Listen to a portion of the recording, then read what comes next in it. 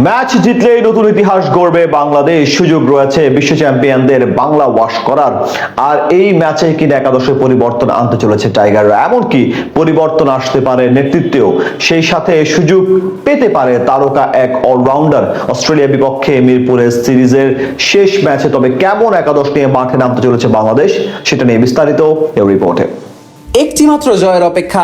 অজিদের বিপক্ষে সিরিজের শেষ ম্যাচে জিততে পারলেই নতুন ইতিহাসে নাম উঠবে বাংলাদেশের। বিশ্ব চ্যাম্পিয়ন অস্ট্রেলিয়াকে হোয়াইট ওয়াশ করার কীর্তিটা গড়ে ফেলবে লাল সবুজেরা। তবে মাইটি অজিদের হোয়াইট ওয়াশ করা তো আর চারটেখানে কথা নয়। কাজটা মোটেই সহজ হবে না বাংলাদেশের জন্য। তাই তো টানা 2 ম্যাচ জয়ের পরও একাদশে পরিবর্তন আনতে পারে লাল সবুজেরা। বিশেষ করে অধিনায়ক মেহেদী হাসান মিরাজকে বিশ্রাম দেওয়ার সম্ভাবনাটা উড়িয়ে দেওয়া যায় না। তার পরিবর্তে অধিনায়কের দায়িত্বটা দেওয়া হতে পারে নাজমুল হোসেন শান্তর কাঁধে। ওপেনিং পজিশনে আবারও বেঞ্চে বসেই কাটাতে হবে সাইফ হাসানকে। সাম্প্রতিক সময়ে ব্যাট হাতে রানের দেখা না পাওয়া এই ব্যাটারকে গত ম্যাচেও রাখা হয়েছিল বেঞ্চে। তার পরিবর্তে সুযোগ পেয়েই নিজেকে মেলে ধরেছেন সৌম্য সরকার। ওপেনিং এ যখন প্রথম ম্যাচের হাফ সেঞ্চুরিয়ান তানজিদ তামিম ফিরে যান রানের খাতা খোলার আগে, তখন এই সৌম্যই শান্তকে সাথে নিয়ে রানের চাকা সচল রাখেন। তার 47 বলে 42 রানের ইনিংসটাই মূলত ম্যাচের ভিতটা তার করে দিয়েছে।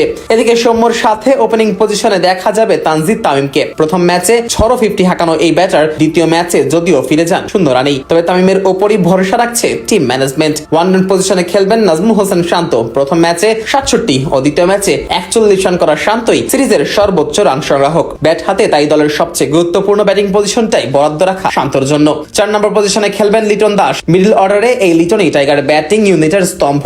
যদিও অভিষেকের পর থেকে এখনো মিরপুরের মাটিতে ওয়ানডেতে অর্ধশতক হাঁকাতে পারেননি এই ব্যাটার। তবে শেষ ম্যাচে এসে সেই খরা দূর করতে চাইবেন লিটন। 5 নম্বর পজিশনে খেলবেন ঘরোয়া ক্রিকেটের দলের সবচেয়ে আস্থাভাজন ক্রিকেটার তাওহিদ হৃদয়। দ্বিতীয় ম্যাচে গুরুত্বপূর্ণ মুহূর্তে তার 40 রানের ইনিংসটাই ম্যাচের পার্থক্য করে দিয়েছে। 6 নম্বর পজিশনে মুসাদ্দেকের জায়গা আপাতত নিশ্চিত। প্রথম ম্যাচে ব্যাট ও বল হাতে ম্যাচ সেরা পারফরমেন্স করার সুবাদে তাকেই খেলানো হবে লোয়ার মিডল অর্ডারে। 7 নম্বর পজিশনটা মেহেদী মিরাজের জন্য বরাদ্দ থাকলেও দ্বিতীয় ম্যাচে মাথায় বল লাগলে বেশ অস্বস্তি বোধ করছিলেন এই অলরাউন্ডার। যদিও শেষ পর্যন্ত ম্যাচ জিতিয়েই মাঠ ফেরেন মিরাজ। তবে ম্যাচের পরই তাকে ছুটতে হয় হাসপাতালে। সেখানে নিবিড় পর্যবেক্ষণ শেষে তিনি বাসায় ফিরেছেন ঠিকই, তবে তৃতীয় ম্যাচে মাছ নামার মতো ফিট আদৌ আছেন কিনা সেটাও একটা প্রশ্ন রয়েই যায়। আর এমন যদি হয় তাহলে সুযোগ পেতে পারেন শেখ মেহেদী হাসান। ম্যাচ গড়ানোর ঠিক একদিন আগেই স্কোয়াডে আনা হয়েছে মেহেদীকে।